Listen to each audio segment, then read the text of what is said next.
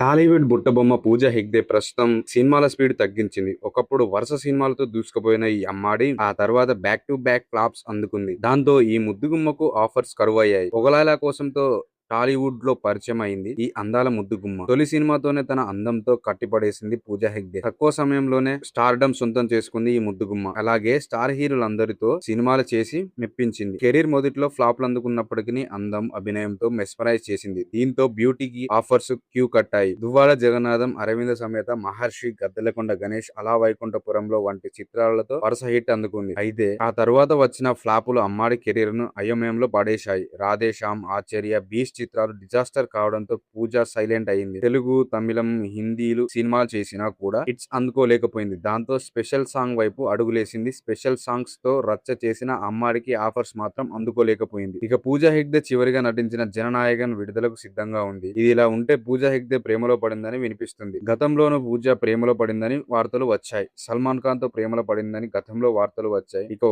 ఇక ఒకప్పుడు ఆ అమ్మాడి ప్రేమలో పడిందనే టాక్ వినిపించింది. పూజా హెగ్డే రోషన్ మెహ్రాల ప్రేమలో ఉన్నాడని టాక్ బాగా వైరల్ అవుతుంది. గతంలో ఈ ఇద్దరు కలిసి పలుమార్లు సోషల్ మీడియాలో కంట్లో పడ్డారు.